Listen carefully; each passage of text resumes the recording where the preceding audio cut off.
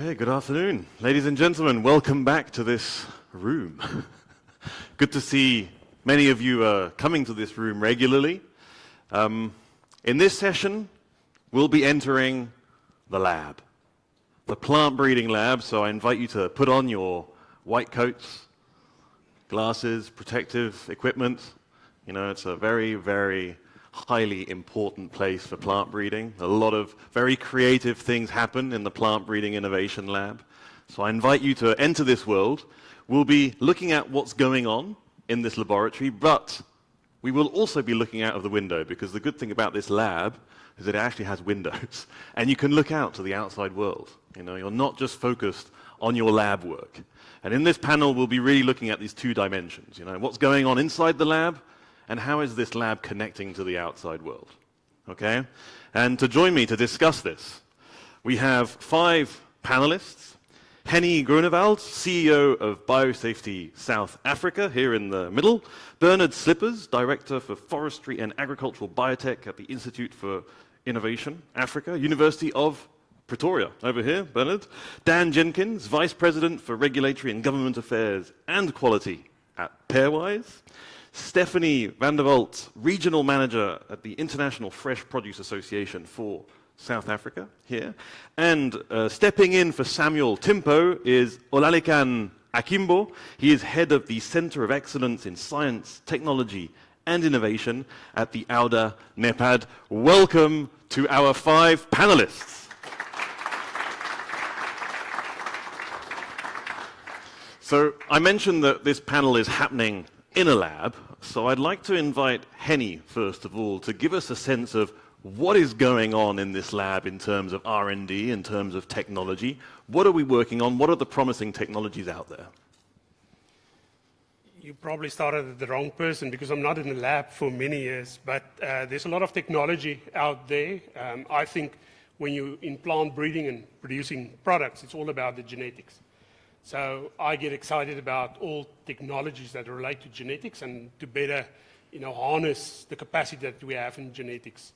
I think these days everybody knows that we do not have to be stuck with the genetics that are breedable or that you need sexual compatibility with. With genetic modification technology, for example, we can transfer genes between completely different species. And now, of course, the one technology that everybody is talking about, and lots of environments in the world, both on the innovation side and on the regulatory side, are busy dealing with, is genome editing, which is a different sort. If you use the term, again, terms unfortunately get very particular meanings in here, but I like to use the broad term of genetic engineering, for example, and put all of these others underneath them. Genome editing is different in terms of GMOs that we have been commercialized for more than 3 decades now, in terms of the preciseness, focusing it's not a transfer of genes between species, for example. It's using the knowledge that we have and the genetic base that we have in a particular crop, and then have techniques to actually enhance the genetics. So basically doing or mimicking what will happen over many ages, or different, from the parents to the offspring. Generations is the word I'm looking for, generations in the field, and which is actually the basis of natural evolution. We can actually now engineer that. And I think the part that makes me excited about that is, it's a preemptive, a proactive design and engineering of genetics. Okay, brilliant. Dan, at Pairwise, are you in the lab? Can you tell us what's going on in your lab? I'm not. They don't want me there. I have to say that I am not in the lab, but this is one of the most excited I've ever been about what's happening in the lab and in the greenhouse and in controlled environments and out in the field. So just generally excited about what's happening in R&D, and starting from, and just speaking about gene editing, what's happening with the tools themselves, and how we've evolved them so far in just a few years to be able to do all kinds of different things that then opens up the possibilities even further in terms of the kinds of traits and changes that we can make that hopefully will be of benefit. But even just beyond the tools themselves, the diversity of crops that are being worked on. So I think we've worked on maybe somewhere north of 25 crops. And that's everything from cherry trees and berries, corn, and everything in between, and mustard greens. So there's so much happening here, and I know that we're not the only ones, that what's happening in the lab right now has a ton of promise, and I think it's just accelerating. So lots of good stuff. Okay, that sounds exciting. Maybe one day you'll get to visit your lab, though, to tell us more. Bernard, you're in the research field, so I don't know if you get your own lab, but can you still tell us what's going on there? I do. I'm from the Forestry and Agricultural Biotechnology Institute, and that should tell you that I am in the lab, and I work with a whole bunch of very excited young people that are in the lab every single day. It's a fantastic time to be a biologist. The tools that are emerging to understand and explore life to its foundations and in all of its diversity. But beyond that, the tools that we're talking about today, our ability to very precisely now change some of the traits in these organisms to the benefit of society is an incredibly exciting time to be. And there really is an army of people surrounding me that are eager to be using these technologies for the benefit of our society. I want to maybe also say that I am not myself a plant work on plant genetics themselves. I work on microorganisms and insects that affect plant health. And want to point out that the technologies that we're talking about being used in plant breeding is as applicable now. All of these crops that we suddenly can work with, we can also do so with the pest organisms in ways that would extend the lifetime of the traits that we engineer in these plants. So that's an important thing to think about as well, because it's a real ecosystem that we're talking about. But if I reflect on the fact that the organization that I lead is now 24 years old, was started at a time when genetic modification was just emerging. And there was just as many excited young people at that point wanting to make a contribution to their society. Yet today we are 30 years later with this technology, and there are no GMO plant crops, produced crops in South Africa that is commercially used in South Africa today. So some dreams have been deferred.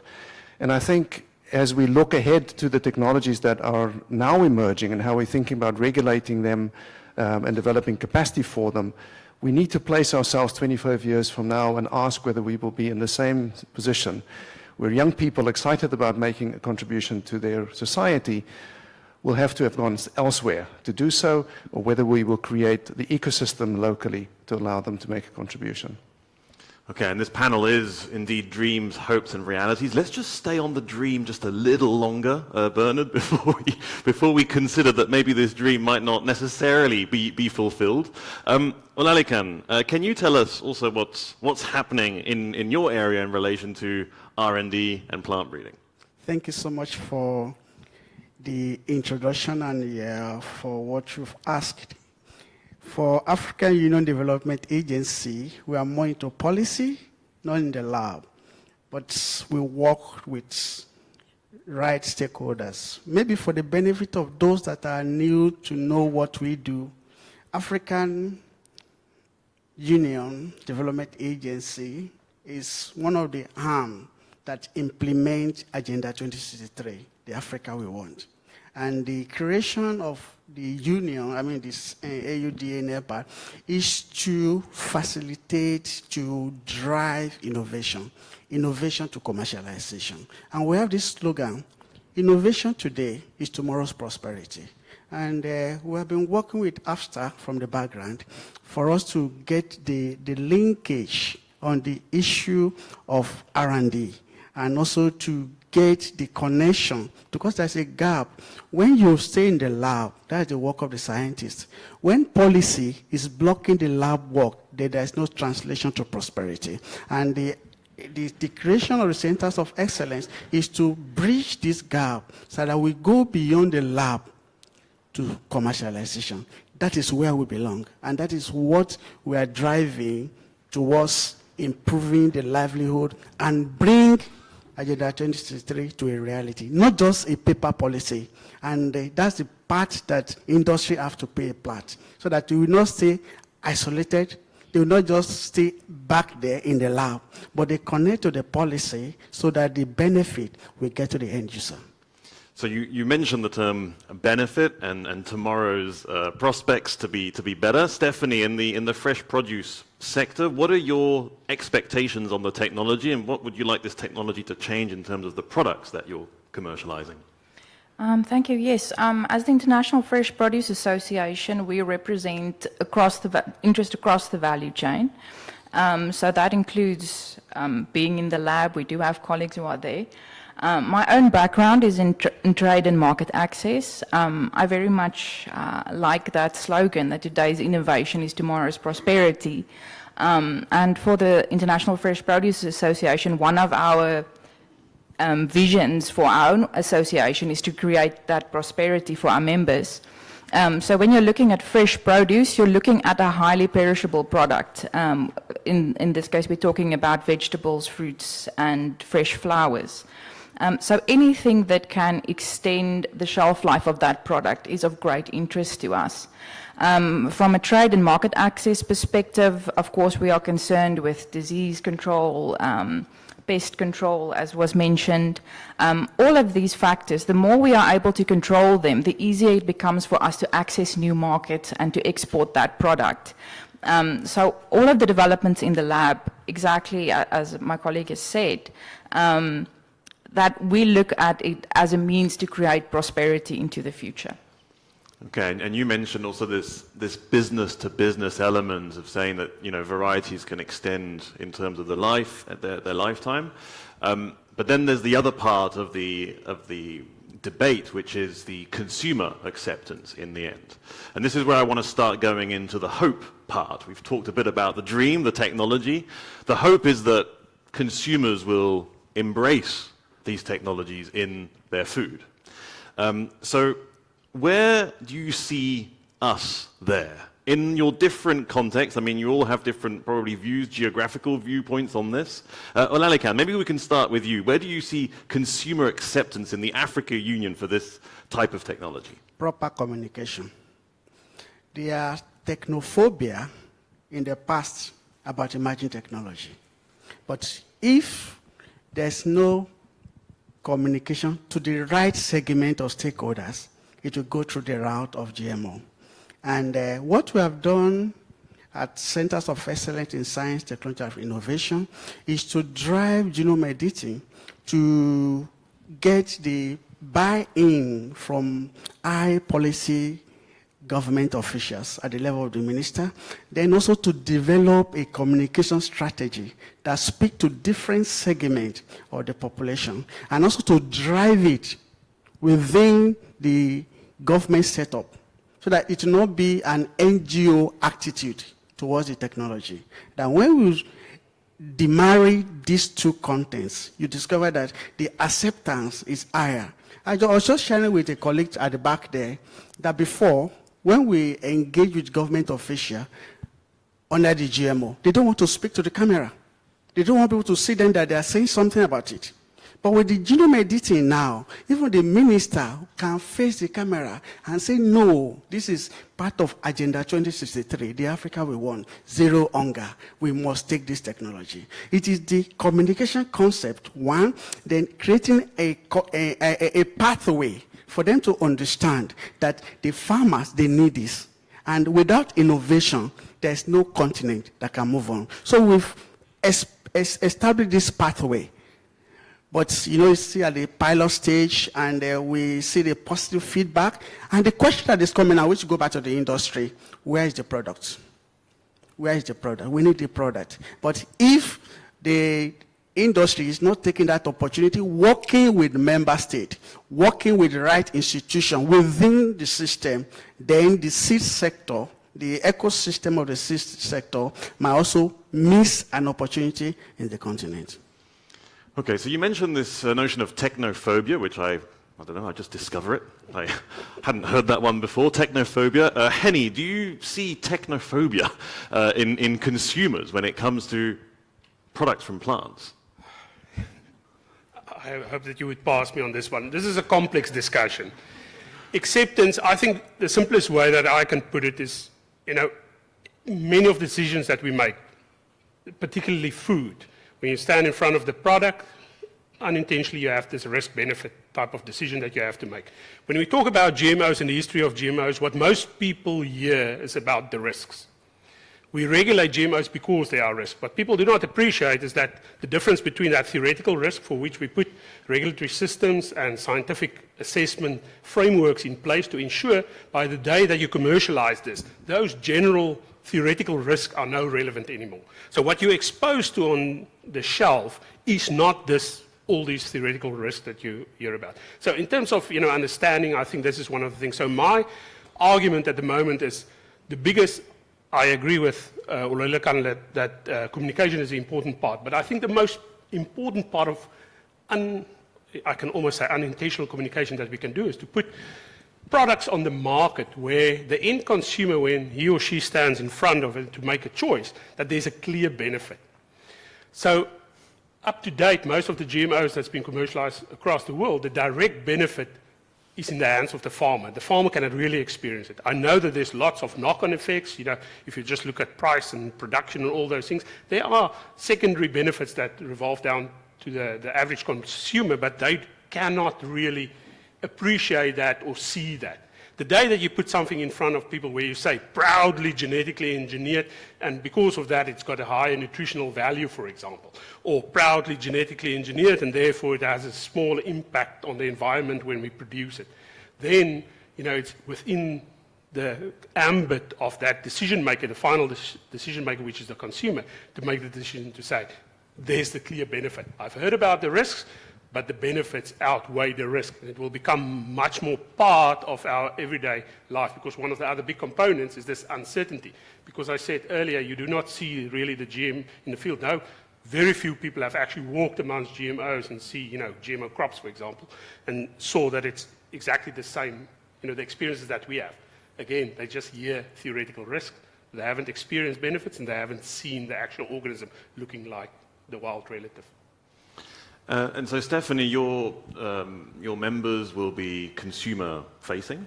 How do you think consumers will be viewing this risk-benefit with regard to these new technologies on gene editing? As I said, our members are across the value chain. So we've got the direct consumer of the seed, which is, of course, the grower, and that is where we see the most direct benefit. Speaking from a South African perspective on the subject of GMOs that has been mentioned, we saw over the previous decade, just in terms of acceptance within the South African space, I would say in general a higher willingness to accept that sort of crop simply for the risk, and this speaking specifically about consumers, but also about farmers. Because the space that we operate in, and specifically the trade space, you're very aware of water constraints, you're very aware of environmental constraints, you're very aware of plant health issues that arise and how that limits your markets. So if you then have access to a product that enables you to overcome those risks, there's less resistance essentially. And I think, as the colleagues have said, if you can put a product in front of the consumer that gives them clear information and that links a clear benefit for the consumer, we shouldn't have a challenge in terms of acceptance, at least in the South African space. And I think from the grower perspective, in able to access markets, in able to bring that product to a wider range of consumers, that still holds true. We're looking at the South African market, but also we need global acceptance with an export product. So that sort of advocacy and bringing that benefit home to the consumer to say that, yes, this product has been altered, but the result of that is the following. And I think that is some of the challenges that I myself in the regulatory space saw in terms of GMOs, is that understanding of what the benefit is versus the risk was not there. And I think that opportunity now presents itself to overcome that hurdle. Okay, so one of the answers is to put products out there on the market. I understand this is something that you're trying to do. Dan, do you see that that's making a difference when we're talking about, consumer acceptance? Oh, we do. I'll come to that in maybe just a minute. I wanted to go back just for a second first before moving forward on the topic. So I wanted to comment that in terms of consumer acceptance, I think there's a lot of reasons for the issues that we've seen with GMO.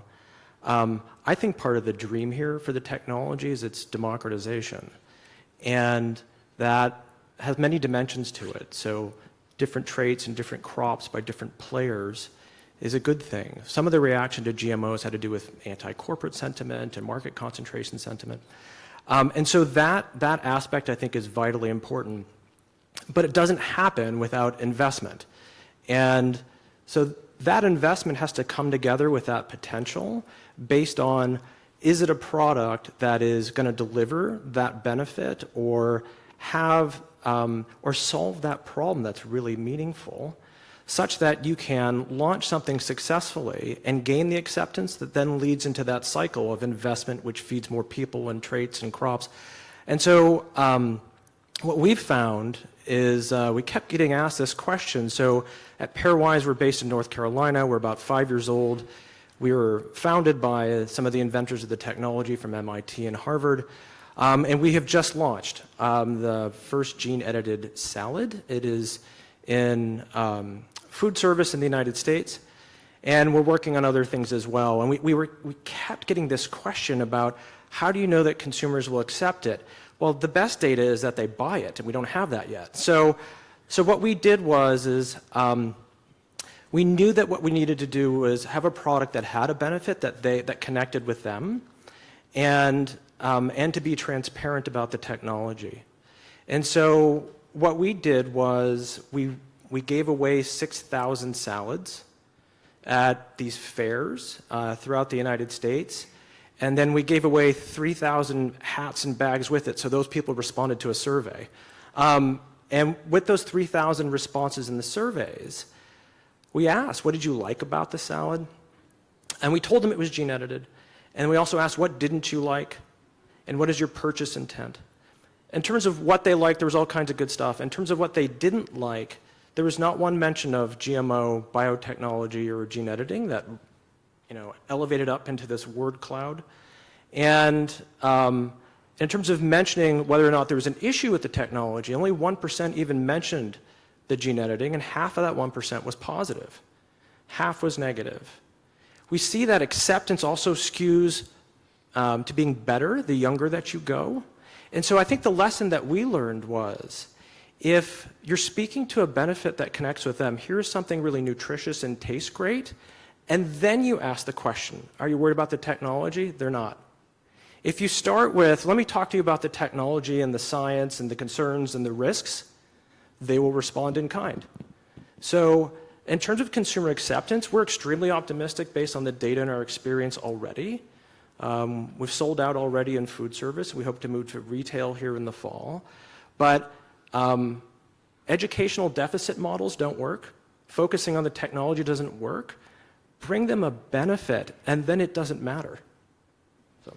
And I guess the reflex when you're working in technology is that you'll be mostly proud of the technology. So you'll be like, look at my technology, as opposed to necessarily the end result of that technology. So maybe you have to refrain on your initial reflex to speak about the technology. Bernard, I imagine you're relatively far away from the consumer world, but you mentioned that you were working with obviously young students who are really keen to work on this technology, and at the same time, you talked about, will we be in the same situation within 20, 30 years with this technology? Those would be the students who will be the consumers of that generation. Where do you see that going? Do you think the students who are, open-eyed in front of the technology will be the consumers of this technology in the future? Yeah, I absolutely believe so. I have real hope that we face a different future than we did with the technologies that emerged in the 1990s, and for many different reasons. Maybe just referring back to the question of technophobia, because it's a very real thing. I recently heard the story about the emergence of refrigeration about 100 years ago, and the existence of the Association for Natural Ice that argued against the dangers of refrigeration. But the benefits of that was very obvious, and today we don't think about that anymore. I think that's the future that we can be looking forward to in terms of these new technologies. one of the reasons, and many of the things that have been mentioned, the lessons we've learned from past mistakes and how we handle this differently, I think is an important part of what forms the basis of my hope. But ironically, I think COVID has also done a good thing in this. We can't say anything good about COVID, but there are many people out there today that knows the word DNA and PCR and even RNA. And I think that creates a different atmosphere. mRNA vaccines 3 years ago was not something on the market. Today, more than 13 billion doses or something like that has been administered. So I think it demonstrates how handling that, that debate well, demonstrating the benefit, really can lead to very quick acceptance, despite all the resistance that there is. So really think that there is a different future. Last thing that I would like to say, and that refers to this, both the comments about centers of excellence and the democratization of the technology, and refers to a comment I made earlier, is creating local capacity, local heroes, local companies that, that produce these products, use their local knowledge, diversify both the ideas and the resources that are available locally and globally, I think can make a massive difference to this discussion and this debate. Okay, I see a couple of reactions. So Henny first. Just quickly, I can't agree more with what has just been said. We're talking about technology and we're talking about products, but there's a whole value chain. We need the products for the benefits that they can deliver to the end consumer. When we talk about agricultural products, there's a whole industry around farming and farmers, and in a developing world context where you have small-scale farmers, people want to grow. You're creating opportunities at that level. You go down to the technology developers, all the young people that are in his lab, generate that whole entrepreneurial activity around that. So that whole value chain, the technology and the products in the end of the day, and the products, I must emphasize, is the important part of it again. We can't just keep on being active. And this is a huge opportunity in my mind for the reasons that we said. Technical barriers, there's a lot of the cost barriers involved with the innovation. All of those things we've brought down.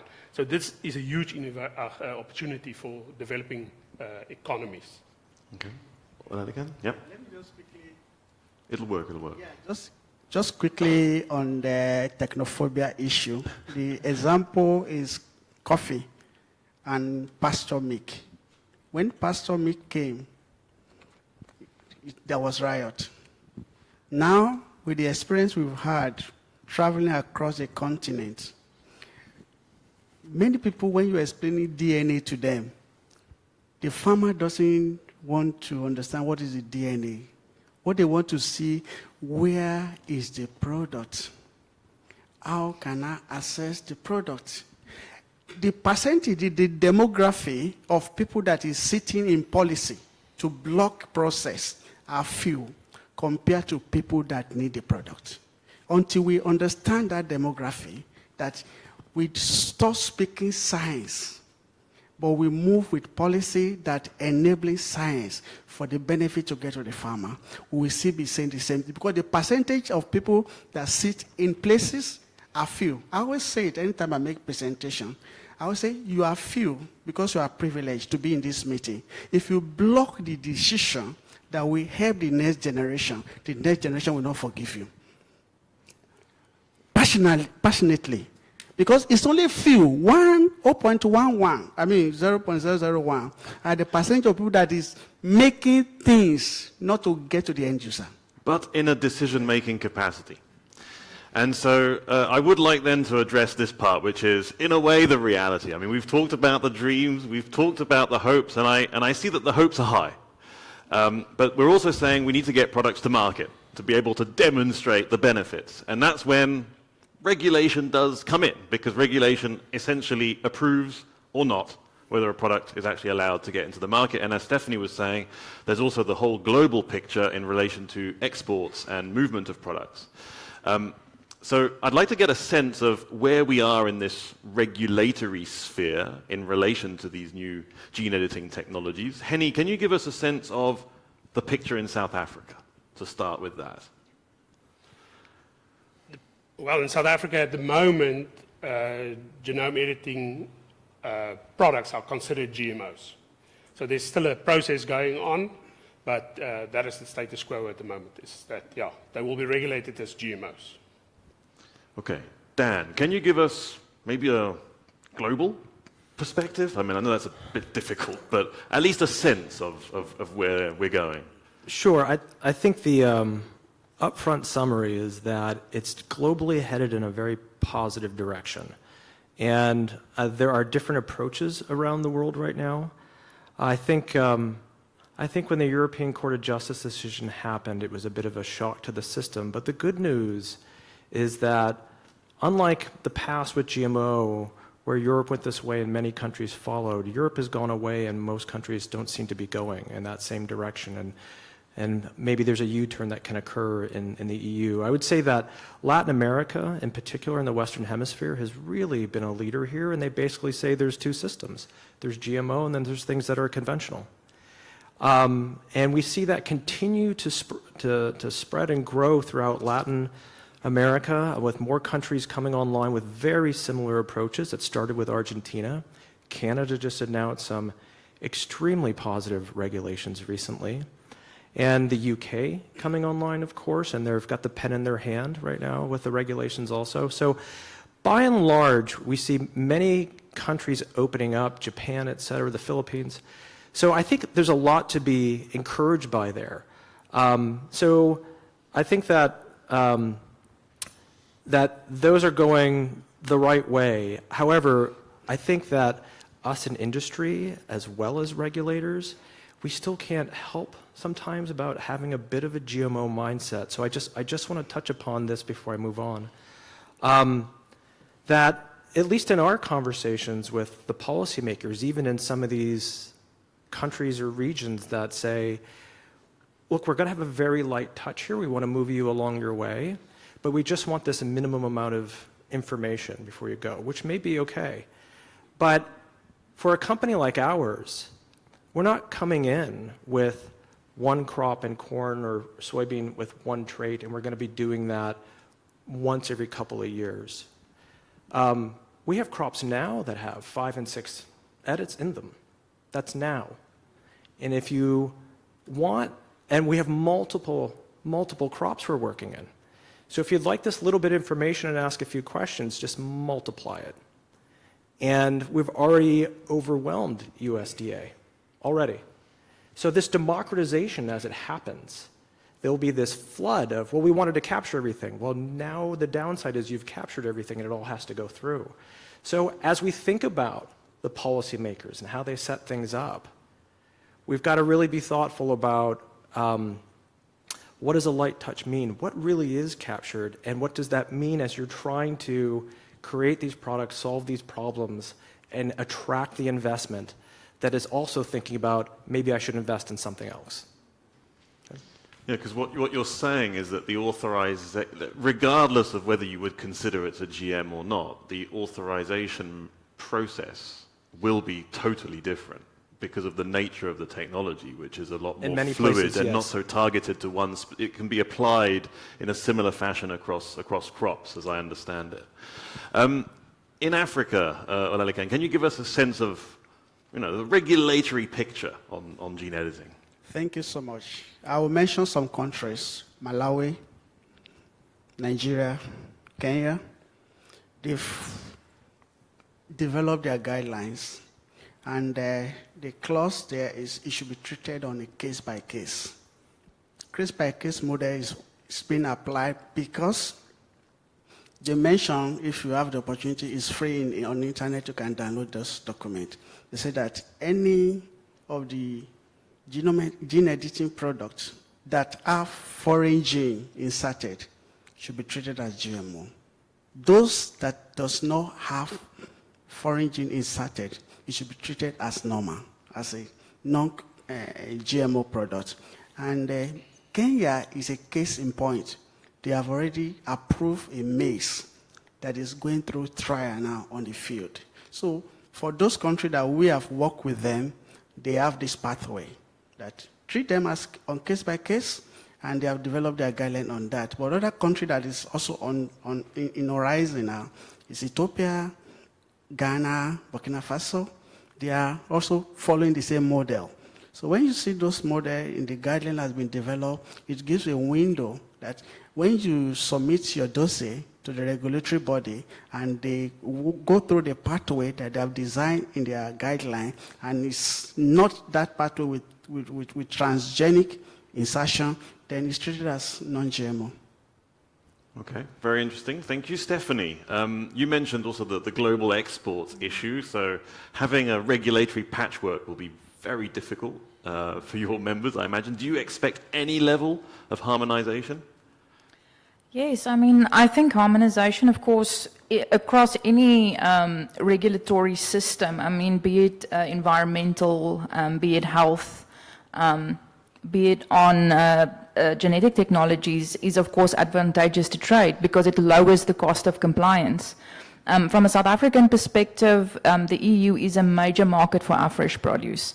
And we see in South Africa as well that policy has followed the EU decision to take a much more stringent view of this technology and how to regulate it.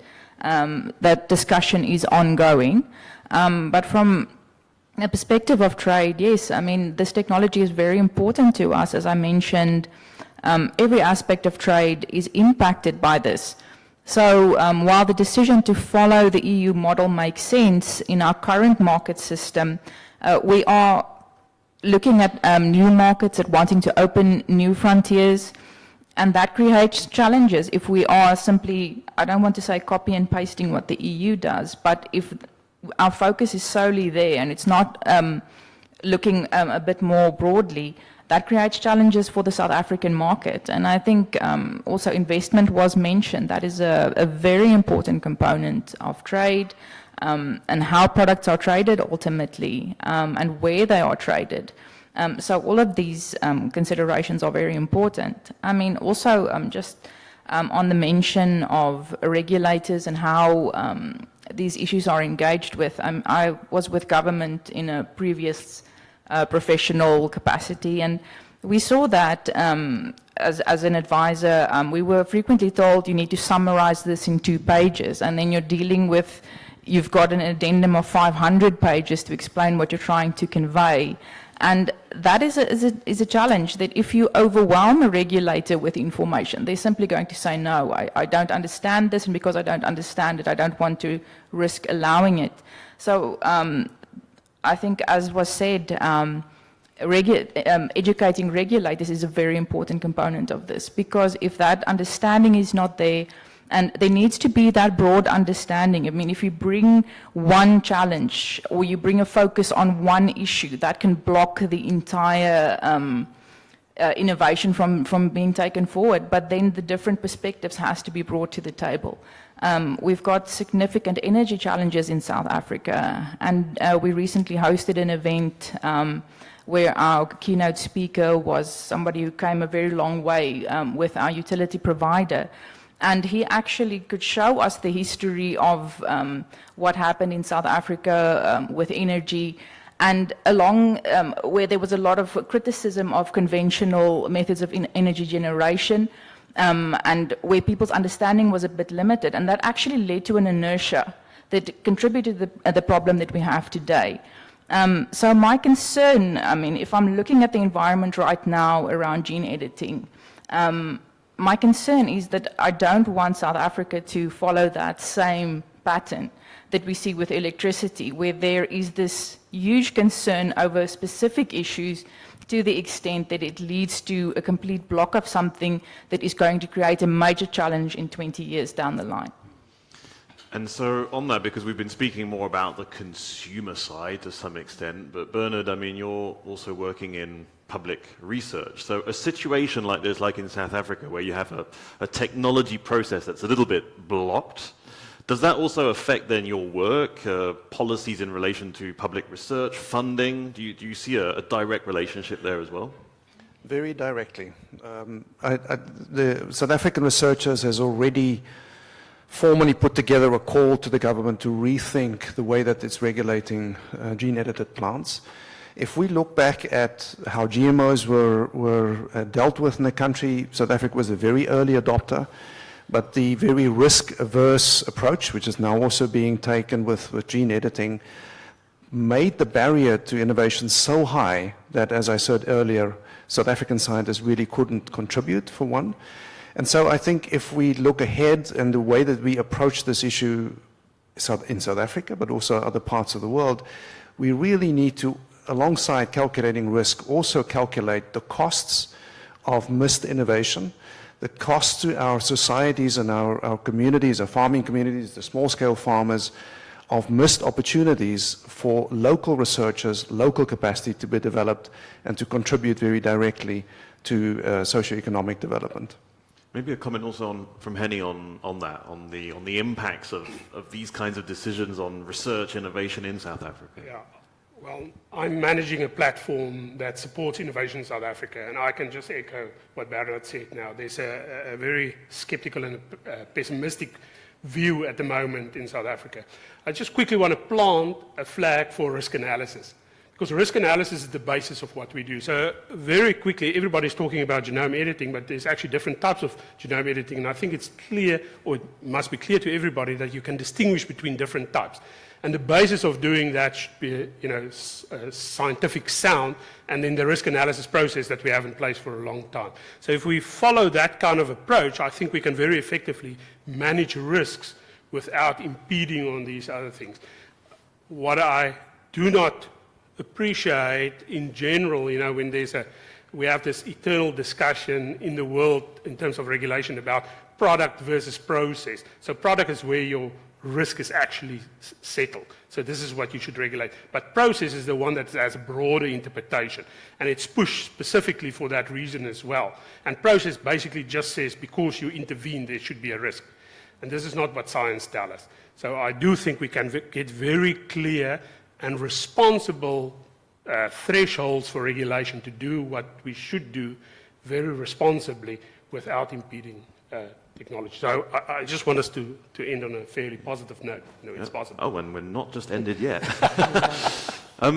Thank you for having shared all these insights already. Are there any questions? We have some pretty insightful panelists here, so this is the moment where you can really get into the lab with them. Quick introduction. Yeah, thanks very much. Really interesting stuff. I'm Ben Durham from the Department of Science and Innovation here in South Africa. And just to follow on with the discussion of the regulatory challenge, should it not be seen that genome editing is a responsibility because of climate change? I've been to a conference recently talking about plant improvement, and we're fighting this battle with one arm tied behind our back, given that the global 2% scenario of global warming is going to be 4% in South Africa. So should it not be a responsibility that we develop genome editing technologies to assist with adaptation to a warmer climate? And you're saying that as opposed to other types of benefits derived from gene editing technology. Who can respond to that one? Almost anyone, but should we start with Dan or Bernard? I don't know. Dan. You go first. Bernard. Okay. Yeah, I would absolutely say so, and climate change not from just the perspective of mitigation, of response to it, but also in terms of mitigation. I think this conversation has to happen within the broader context of changes that needs to happen within our agriculture sector. So the changes that we are able to make to farm more sustainably, both as a adaptation to the changes that are happening, and it's not just climate, it's pests and diseases. I can tell you the things that we don't see are as serious as these things that we feel on our bodies in terms of climate, but also the mitigation that we can do that caused that in the first place. And just want to add a comment there. So obviously it's really important, and think about it in terms of the UN Sustainable Development Goals and everything else there, but I just want to add a bit here. So there's lots of ways. I mean, the potential of the technology is so high, there's lots of things that can be done that can also contribute to that issue. And so, for example, our mission is to get people to eat more fruits and vegetables by making them more attractive. And so in a roundabout way, if we got people to eat more fruits and vegetables and ate less of other things, even just a little shift, even in just the US American diet, which ain't great, we figure you probably save about 30 metric tons of carbon a year just because they ate more fruits and vegetables. So there's, while at the same time dealing with the issue of non-communicable disease and nutrition. So it's really interesting for me. Carbon and climate is really important, but nutrition is too, quality of calorie, and it can actually contribute to those things too. So. Mm-hmm. Okay, we have a question here. Thank you. My name is Musima Mabitela. I'm a PhD student at Stellenbosch University, and I come from Limpopo. It's in the northern part of the country. It's a more of a rural setting. And then I think that when you spoke about genome editing and GMOs, I think that in terms of consumer acceptance, it's the lack of knowledge that people have around this. I don't think that anybody in my village knows what genome editing is. So I think that, I'm not sure if it's government or researchers need to go back to the consumers and explain before they can accept what that is. Because if I go there and tell them that, oh, you know what, these are GMOs, don't consume them, they won't, because I went to university, I know what you guys are talking about. So I think that there needs to be extension services, officers and advisors that go into these villages and advise people on what this is before we can say that consumers are not accepting these products that you're bringing to them. Thank you. Thank you. We'll keep that one in mind. Over here. Oh, okay. Good afternoon. My name is Mpo. I'm a PhD student from the University of Limpopo. I think in addition to what she just mentioned, I don't know whether it is possible. We know that there are pros and cons to everything. But then you find that in genome editing, people who are against it use your cons against you. And then they have more media coverage. And then the masses start believing them. And then there's money being put in that. Can we find a way where we can cancel out that part of money being channeled to promoting negativity? I think it's the same thing that happened with vaccines. There were people being given money to perpetuate the message of they could kill the masses and so forth and so on. Thank you. Okay, we're into the information battle space here. Okay. Can I comment on that? Yes, absolutely. I think we'll have about 3 or maybe all comments. So go for it, Dan. Yeah, please. I don't think you can ever stop a lot of that. And we know, and the surveys always come up the same, that 20% of the population, and I don't know about here, so I don't want to over-extrapolate, but generally speaking, 20% of the population is going to be opposed, not going to like it, never going to change their mind. 20% is probably going to say, that's cool, that's new, I like that, I see the potential. And then you've got that whole 60% in the middle that say, give me something I like. And the best way to deal with that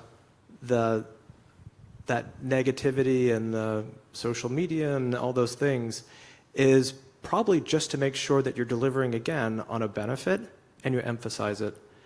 And that takes care of most of that. And I would hope that with respect to policy, that we give consumers that choice. Stephanie, maybe first. Yeah. Thank you. Yes, I can only reiterate what was said. Is the benefit is the key when you are bringing that to the consumer. I think it's also important to understand the role that an anchoring bias plays in terms of how willing people are to accept new information or contrary information. Yes, I mean, it's definitely a fact that you see interest groups where there's a focus on a negativity and where industries essentially pop up around that in order to promote a negative message. Then the challenge becomes, how do you oppose that message? I think just on the question of do we have a responsibility in terms of acceptance and for the sake of climate change, I think that's a very important point, and I think that is something that we can emphasize to the consumer as well. We've talked about some of the indirect benefits. One of the things that we are very aware of in the export space is packaging. Especially going into Europe, part of the Green Deal, there's a lot of expectations on us in terms of what packaging we are using.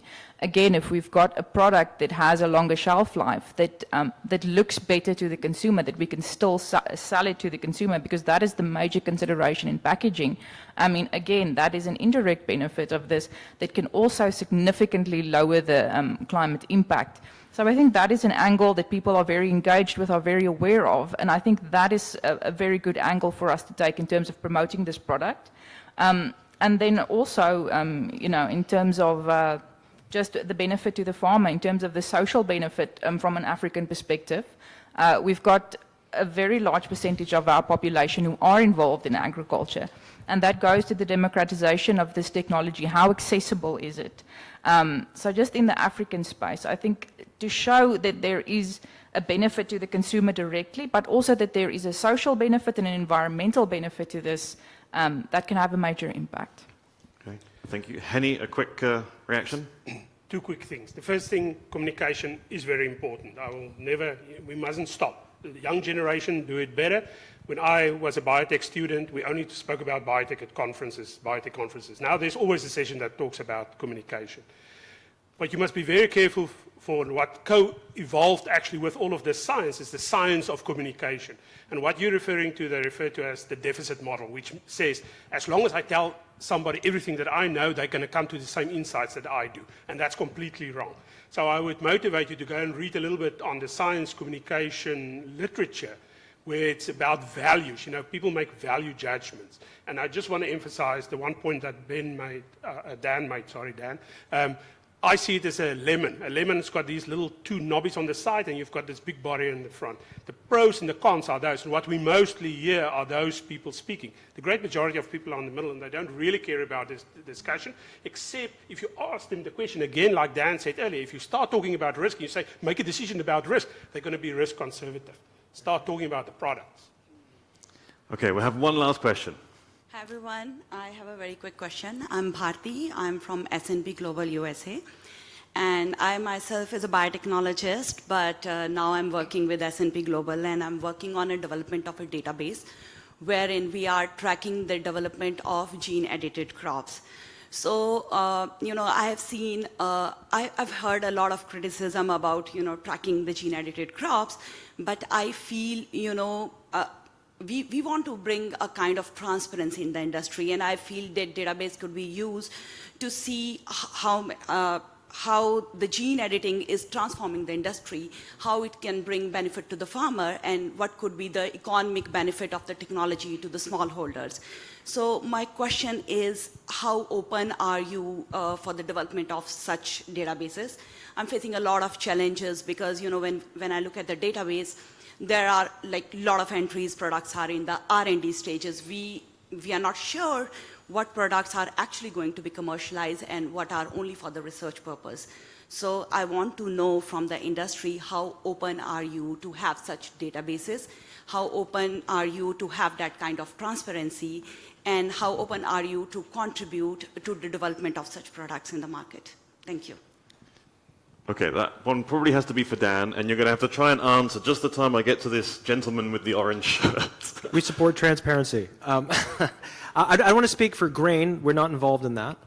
But for our company, transparency is a core value.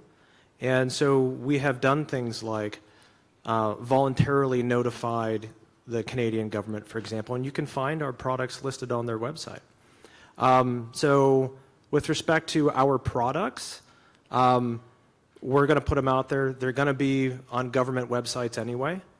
And we want people to know about it because we're hoping to have a successful business, right? So I'm not going to speak for other companies that are involved in grain. I think there's different things there. But for us, we want to put those out. I don't think you want to make databases that capture all this research and stuff and for things that may never come to market. I don't think that'll have the impact that you're seeking. But Okay, we have one last question.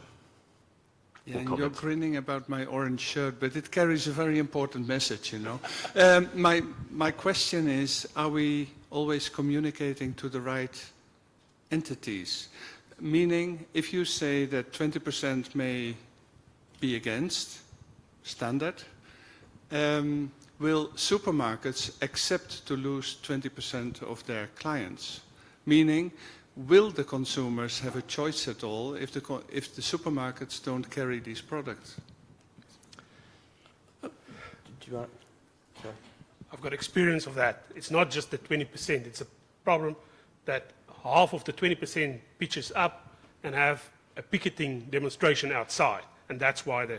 So I've had a discussion with the retailers in South Africa. So it's the noise that they make, unfortunately. It's not the content or Yeah, issues that we maybe discuss. Dan and Stephanie as well on that one. Yep. So just our experience so far with retailers, which is really short, right, is that they're really excited about the products if it creates differentiation.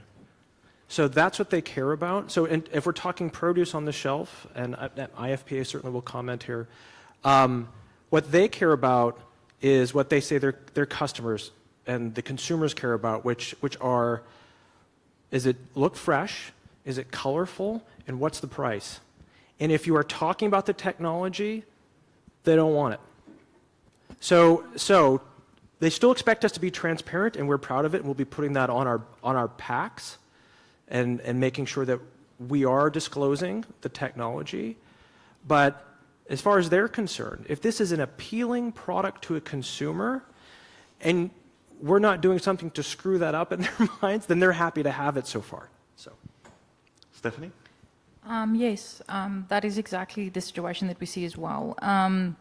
The issue is, as I said already, to emphasize what the benefits are, both from a social perspective and from a consumer perspective. If we can emphasize that to the retailer, then they will probably take on board the product. Much of the resistance that we have seen from the South African market as well, in accessing markets in Asia, for example, as well as Europe, is there's a lot of concern about pesticides being used, the maximum residue levels that are allowed. And those are being pushed down a lot. And in South Africa, we need to be able to spray the crops until a certain point before harvest. Otherwise, we will not have a harvest. So if these new varieties are able to get us to lower the MRAs, then we can make that argument. We can sell it to the retailer. I think it just remains a concern of what you emphasize and how the consumer is educated. Okay, brilliant. Thank you so much. A warm round of applause to our 5 panelists who've taken a lot of time to prepare and to think about this. So thank you so much. And I will now hand over to Gaula over at the ISF Secretariat for the conclusions. Gaula, over to you. It'll be on. Yeah. Thank you very much for this really interesting discussion around consumer policy and the technology, so the dreams, the hopes, and the reality. I know that few really words, interesting words, just for the audience to conclude on this. So we have CRISPR, the technology itself, genome editing. We have technophobia. We have consumer benefit, climate challenges. We have UN SDG, Sustainability Development Goals. We have climate changes. These are all issues that needs to be really addressed by all the actors. So from the breeder, from the industry, from the private, public sector, consumer, and the policy actors. And the message behind the policy perspective, when you have a product that you bring to the market, like Dan's product, fantastic products, by the way, I have to say. So it's the patchwork of regulation. So when you see on that map, you have different colors. You have green, dark green, you have light green, you have orange, yellow, you have even red color. What does the red color mean? Is that the product, the genome edited product, would be considered as a GMO. So we are in a GMO mindset again. Then we have this policy part in like US America part where they're really advanced, where we have genome edited product are exempted from GMO regulation. We have other countries are still thinking in which way we are going through, like Europe, China.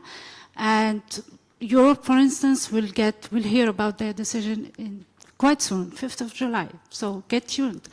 And then we have Africa. Africa were also quite advanced for some country like Kenya, Nigeria, Malawi, but it's still white over there. So we need a lot of efforts for Africa. We need to really get through, the technology has a lot of benefits, everybody has already said in this panel, and it's not only for plant, but also for animals, for other organisms, for human.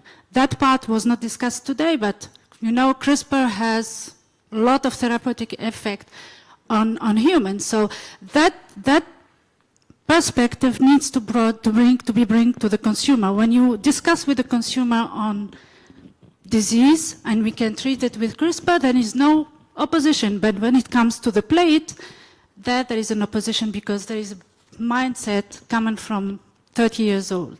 So that's, I think, we need to, the message is that the private sector really want to advance on this, work together for a better climate and sustainable climate production and towards the UN sustainability goals. So thank you all for the great talks, and thank you, Jean-Paul. Thank you. The floor is yours. Thank you so much. Yep. Thank you. And we'll be starting in half an hour here again on the value chain. Thank you.